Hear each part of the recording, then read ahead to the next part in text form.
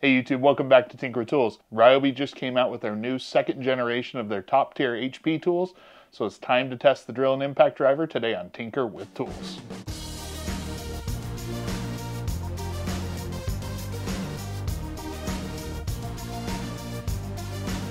When Ryobi first introduced their HP line of tools, it was focused at more compact offerings, almost like what we see from DeWalt with their atomic offerings. But less than a year after that first announcement, we did get the announcement that they were also going to be offering their top tier tools branded with their HP. And then in addition to these tools, we also saw high performance batteries that came out that were a step up from kind of their standard 1+ batteries. Now, a lot has happened in the last 4 years, and the tool landscape is ever pushing forward, so it became necessary earlier this year for Ryobi to announce their Generation 2 of their HP tools.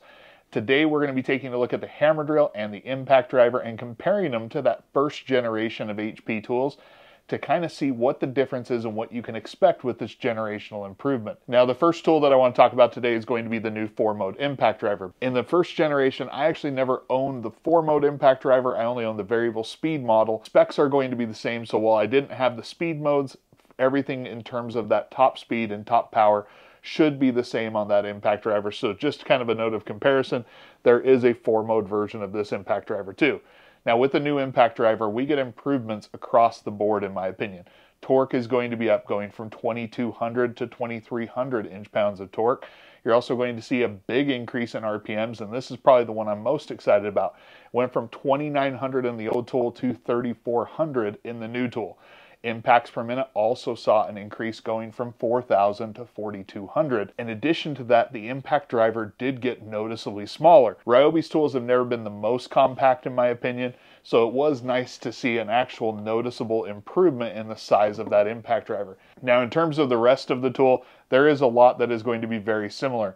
You still have the quick insert collet that you had on the old tool. Speed modes are going to be located down here, and the only light is going to be at the base of the tool as well. We're starting to see more tools go with a halo light or at least multiple LEDs up on the head of the tool to kind of provide some better lighting. But if you're comparing this directly at something like the Craftsman, this is very similar to the lighting options that you're going to be getting on that Craftsman RP that came out earlier this year.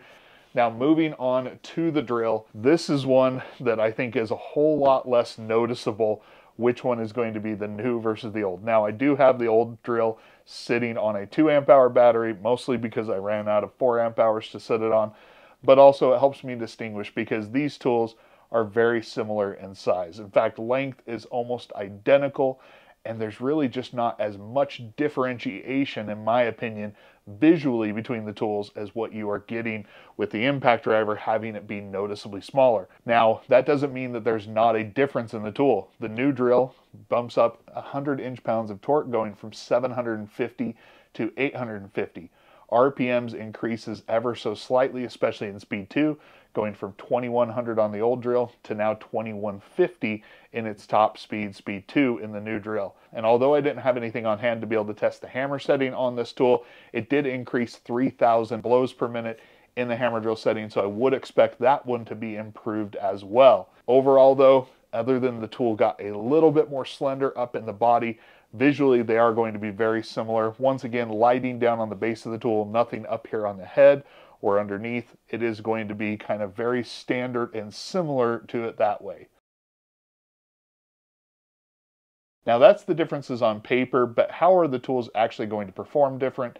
That's where I want to do some standard performance testing with both tools, the prior generation and the current generation, being tested on their 4 amp hour high performance battery. That's kind of the standard battery that you're going to see offered in kits with these tools, but additionally I am going to do some testing on the drills and a little bit more testing on the impact drivers with that 4 amp hour Edge battery. If you're not familiar with the Edge battery, it is their new tabless cell battery that is also going to be a 4 amp hour battery. Tabless cells, simply put, are a more performant battery cell type that is going to allow a higher sustained voltage, and so when you're faced with more demanding tasks, typically you're going to get a little bit more performance.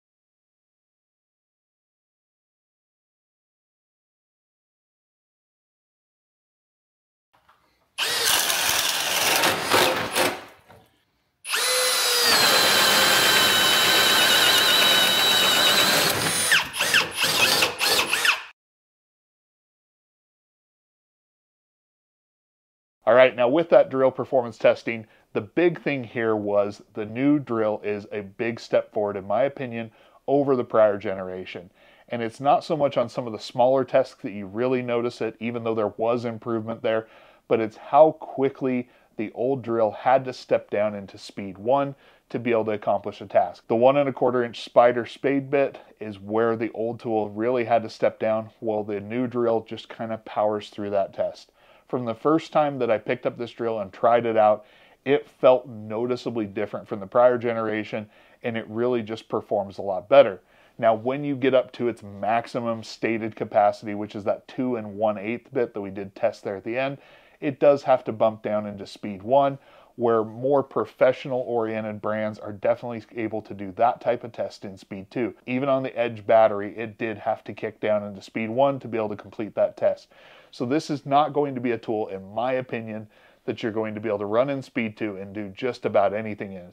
It is eventually going to reach its capacity. Even the newer drill on the better battery technology is still going to have limitations. But you still can do those bigger tasks when you need to.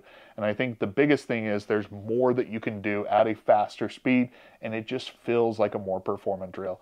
Big step forward in the performance here, and definitely something that we noticed in the times.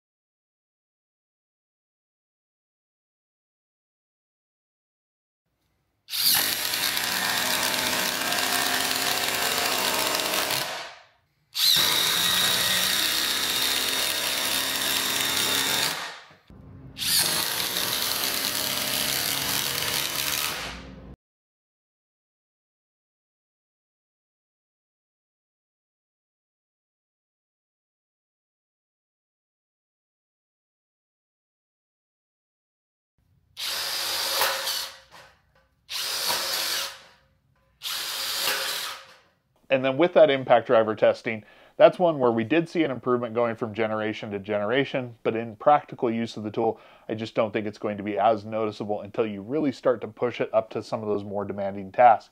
When you use the hammer drill, you noticed it right away that it just had more pep and a little bit more energy to it, and it just felt like it accomplished more. We still did see, I think, almost a 20% improvement going from generation 1 to generation 2, and then we did see further improvement on that Edge battery. I just don't think it's quite as noticeable until you get up to some of those harder fasteners where really the increase in RPMs and the increase in torque just a little bit kind of starts to shine through. Now with the performance testing out of the way, I want to kind of touch on a couple of other points. Price point wise, these tools are a decent value and definitely going to be coming in cheaper than the likes of buying, say, Rigid or Milwaukee, or buying some more of the professional brands. Now, they do face some competition from something like Hercules over at Harbor Freight, which is starting to scratch into that upper level of performance category with those new brushless tools that they've had over the past couple of years. And Hercules offers a very compelling value price point where you can get some really good sales on those tools and really can get a lot of value and performance, and it's now backed with a 5-year warranty. The value of Ryobi is not necessarily in direct competition of this hammer drill versus Hercules hammer drill. Ryobi has had a long history, 20 some odd years at this point, 20 plus years, of still being on the same battery and offering the same compatibility, but still making good improvement in terms of more advanced cells and continuing to offer better value. The improvement with these HP tools, in my opinion, especially the second generation, is now the performance of the tools is starting to get enough. You can actually get a lot done with these tools, and they're just going to be getting better, and that's something that I really like about Ryobi. So then in conclusion, this is a good step forward. The hammer drill, highly impressive in terms of how it compares to its generation 1. I'm excited to test it out against the Craftsman, kind of see how it stacks up there. The impact driver, not as noticeable of a performance improvement, but on paper it still does improve quite a bit. The big change there for me is it's just going to be a little bit smaller and more compact. Overall, this is a good improvement of these tools. So if you have any questions, go ahead and leave those in the comments down below. If you like this sort of video, go ahead and hit that like button. And as always, if you haven't already, please consider subscribing and make sure to turn on notifications so you get notified when I put out new videos. Once again, thank you for all the support, and until next time, I will catch you on Tinker with Tools.